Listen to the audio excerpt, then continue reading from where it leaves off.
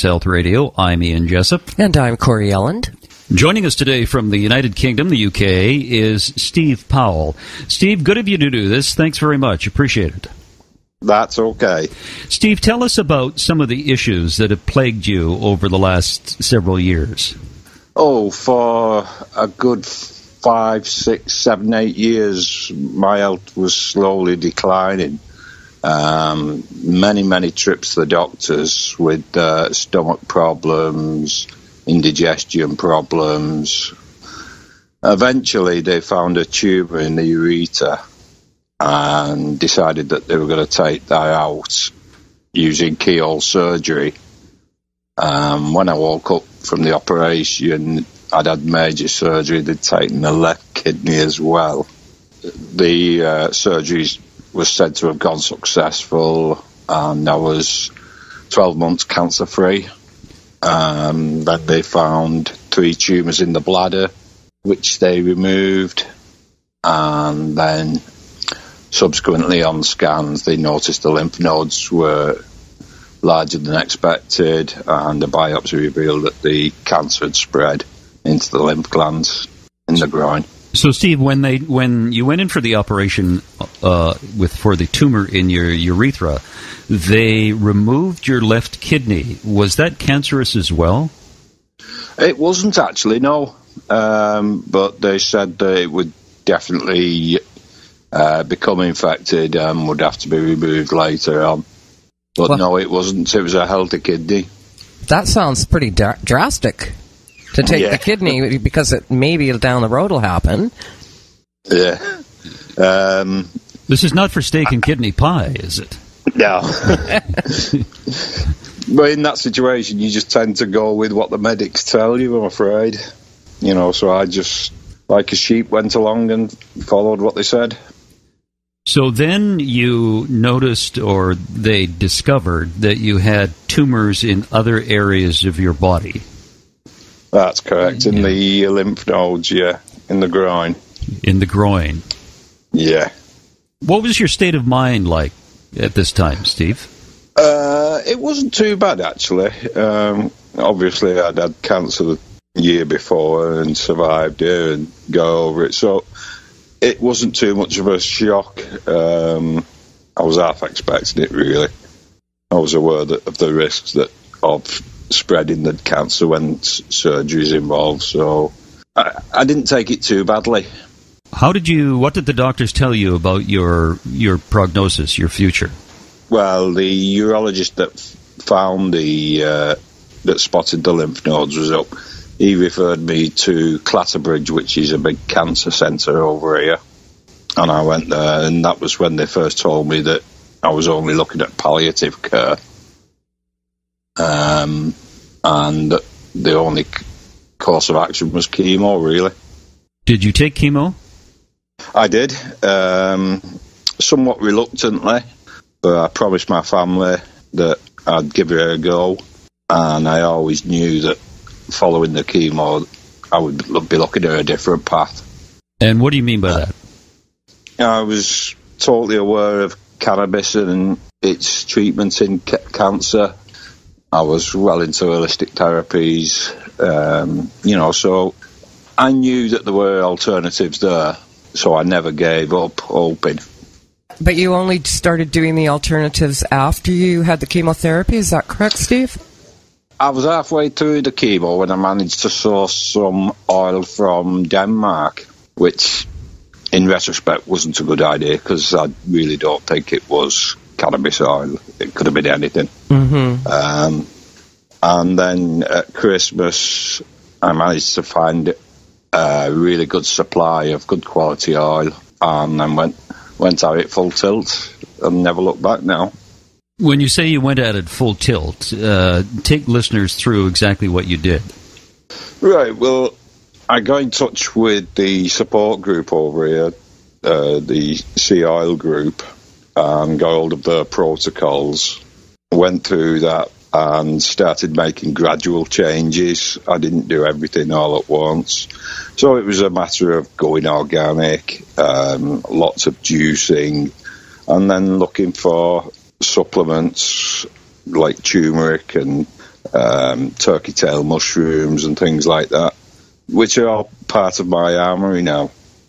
What was the result of you taking the cannabis? Initially, it gave me space to think things through without panicking. I think that was the big thing. So it allowed me the time to stop and contemplate what was going on within myself, and to regain contact with myself, because I feel I'd lost contact with myself. I wasn't treating my body too well.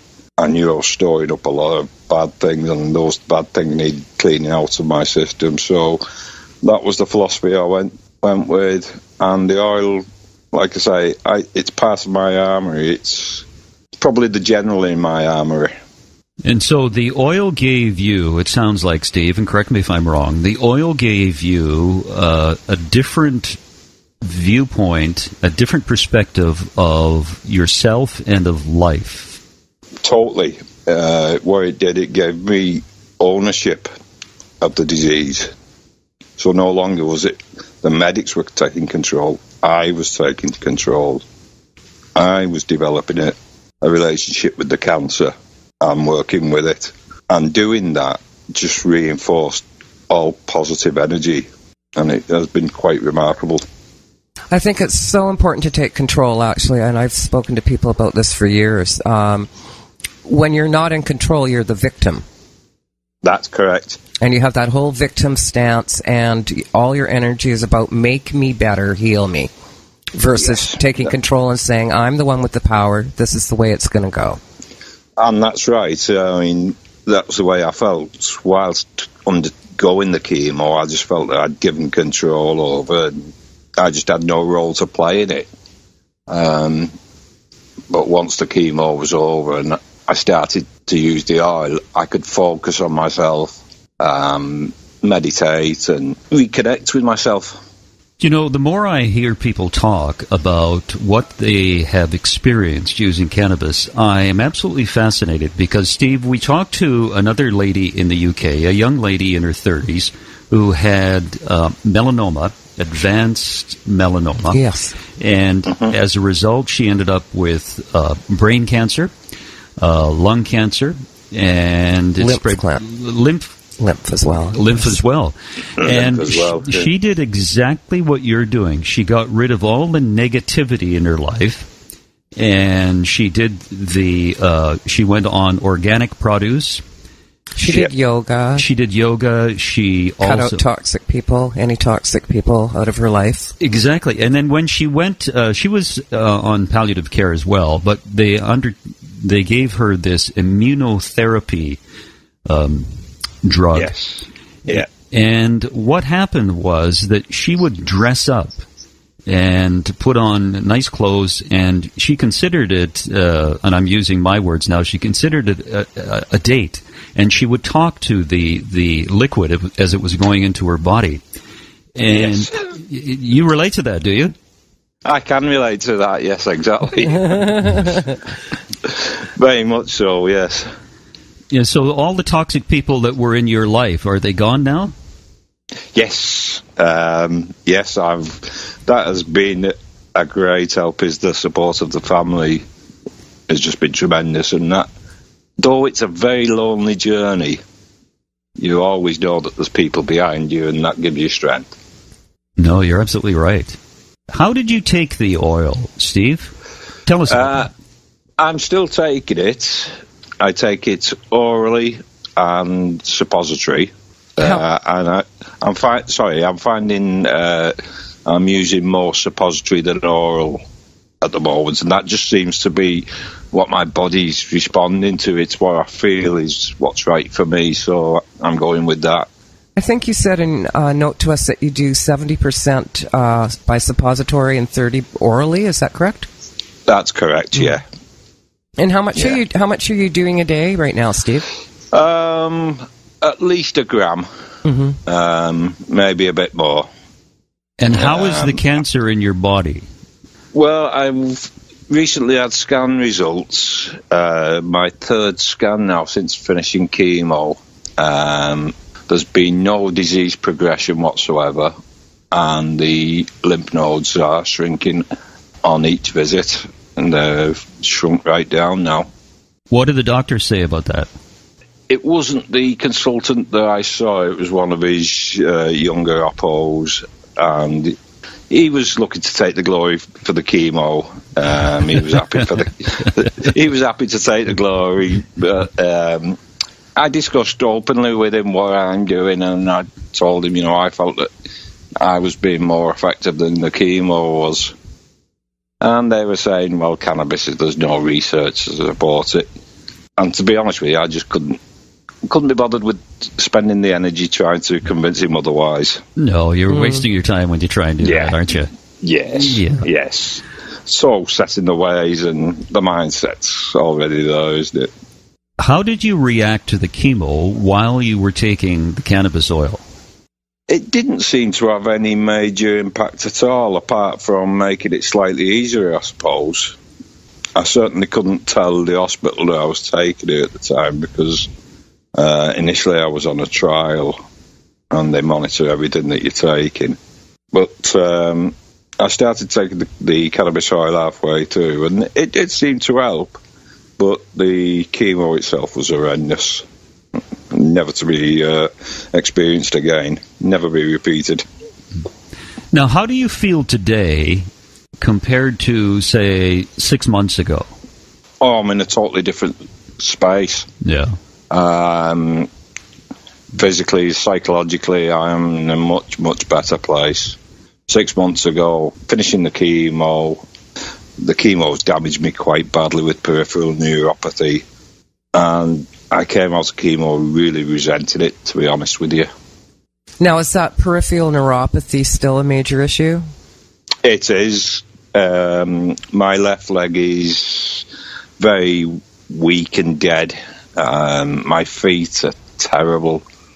My hands are still not too bad. They're easing a bit now, but I do feel damaged. My legs and feet do feel damaged. What about chemo brain? Do you feel like you've got that as well? Again, I think that's clearing a bit now, but yes, I do know chemo brain. I'm really encouraged to hear that you're continuing with the cannabis oil on a big scale, because I really feel like down the road, hopefully it's going to clear up that peripheral neuropathy a bit for you, as well as any of the other side effects. Yes, that's one of the hopes, and I'm sure it will.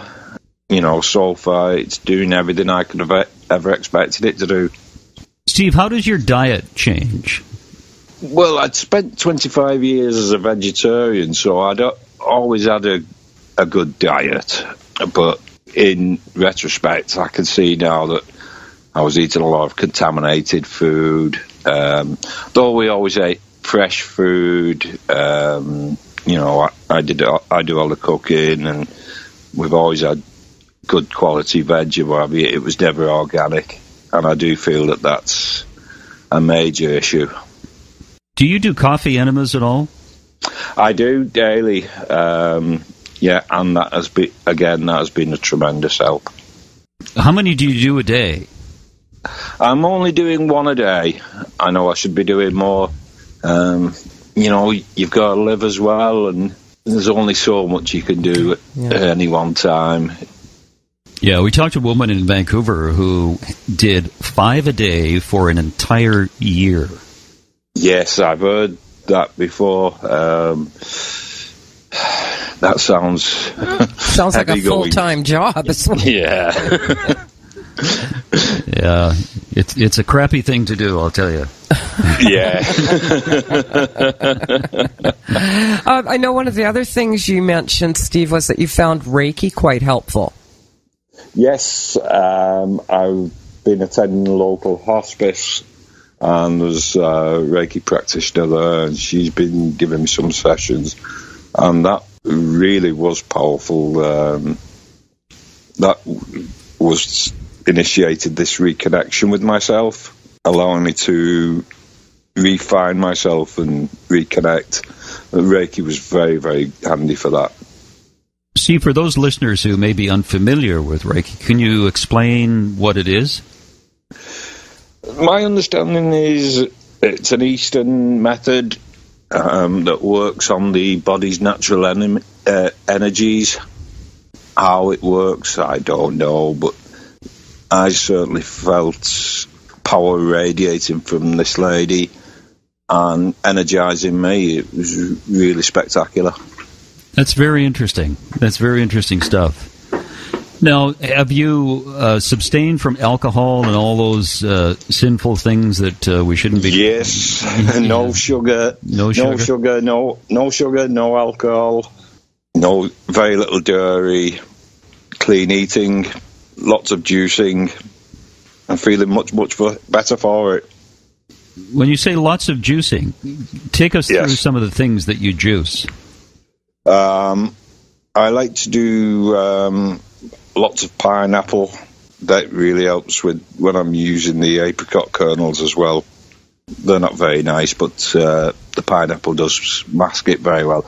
Lots of different fruits. I like to eat the rainbow, as they say. So lots of different coloured fruit and vegetable. Just wherever's available, I will just juice down and consume.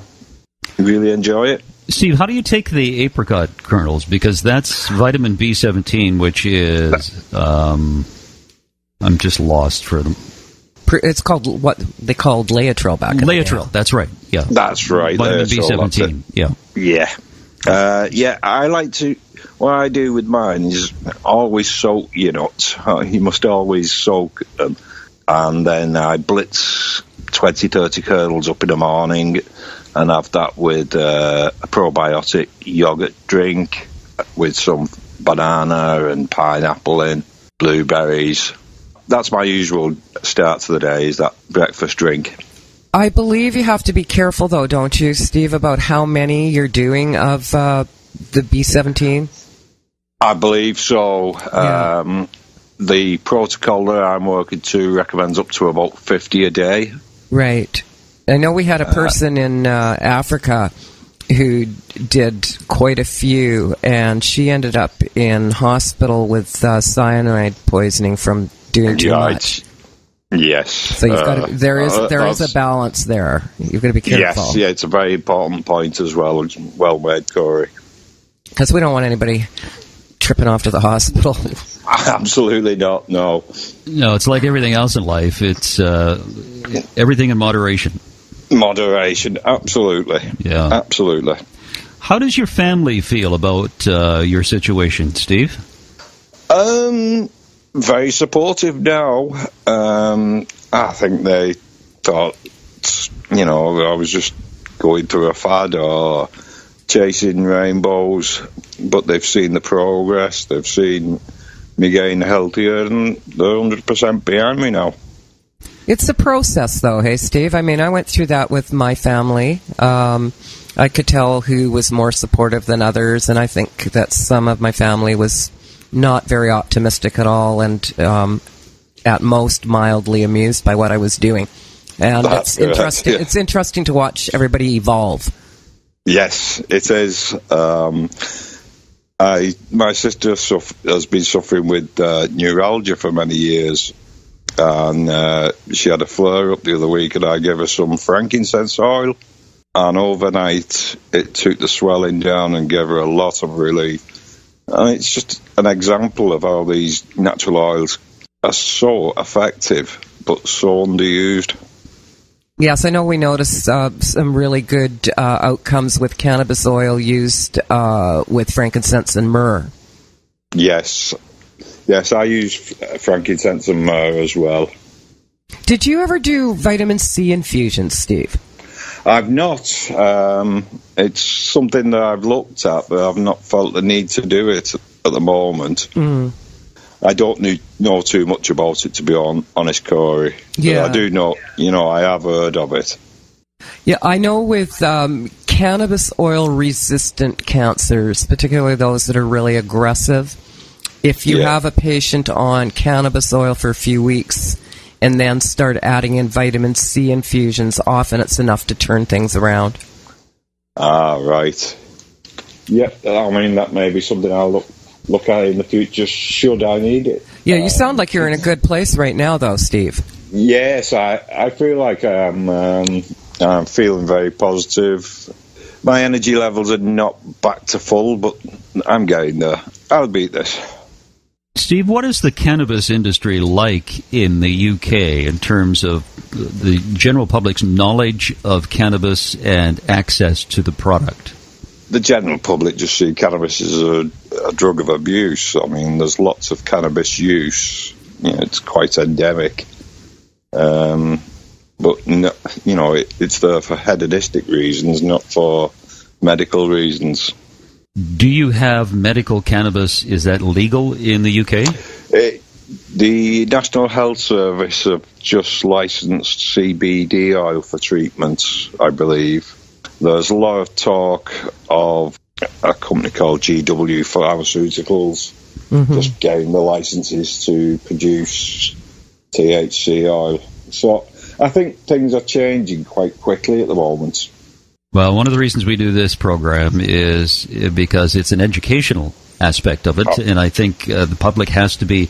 We've been told so many negative things about cannabis over the last 80 years, and I think the tide has turned, and I think people are starting to understand that it is just a plant. It's a medicinal plant that is very helpful and beneficial, just like other plants are for the human body. And I think it's going to take a lot of time for people to really understand that. Yes, I do. I've got very good friends in Israel, and they have the license to produce cannabis for the state over there. I've long known about the medical properties of cannabis through their work. So, it was a natural step for me to go down this road. And in Israel, I believe, cannabis is used in all nursing homes. I believe so, yes. Yes. And like I say, my friends, family are the people behind it. They introduced the aerosol, so that you can take a measured dose. Mm-hmm. They've got all the licenses. So, I've read the research and the work that they was doing on pain relief and what have you. So, like I say, I just found this is a natural progression for me. Steve, you sound like you're in good state of mind. Anyway, yes, I am. Sorry, go on. No, you're on the right track. Your state of mind is great, and physically, are you tumor free yet? I'm not. No, but the signs are good. In as much as the lymph nodes keep shrinking, and we're down into millimeters now. Low end of the millimeters as well, so things are looking really good for me. Absolutely. You've got another 50 years in you yet. Yeah, hopefully. No, that's very good to hear. Do you discuss your use of cannabis oil with close friends? I do, yeah. And their response? Yeah, most of them were very supportive. Cannabis has been no stranger to me. I mean, I was all hippie doing the old hippie trail around Greece and Israel back in the 80s. So I already had a relationship with cannabis, and I wasn't frightened of it. Yeah, you were an old hippie, headband and that's peace signs. Peace signs.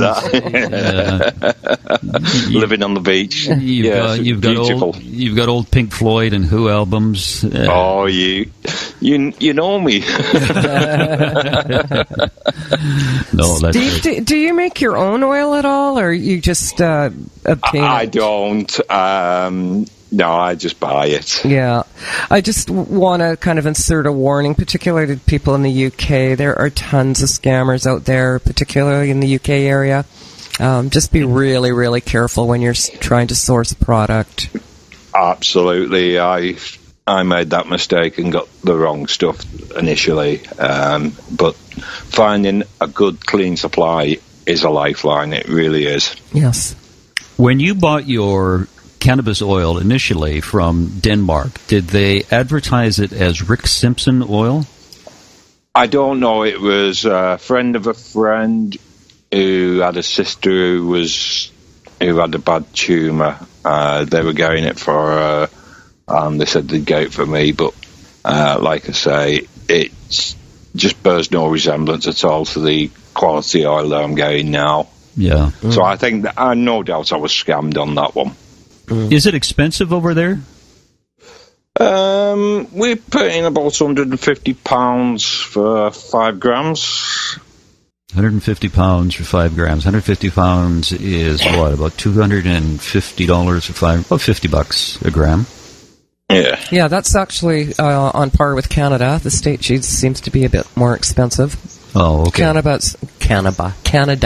Yeah. It's $50 to $55 a gram, and I haven't had any oil, and that's probably the issue. Well, when they legalize cannabis in Canada, both recreationally, it is legal medicinally now, they will call us Cannabis. Yes. I'm just getting a jump start on that. That's right. So don't forget, you heard it here first.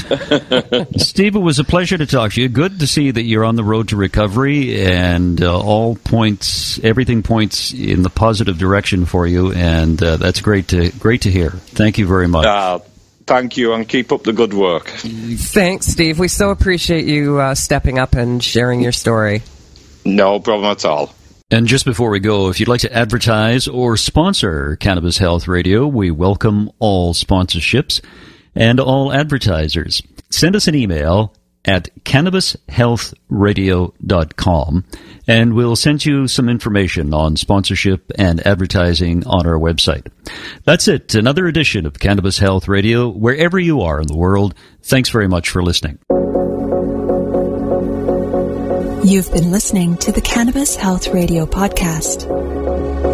Visit our website, cannabishealthradio.com, and follow us on Facebook and Twitter.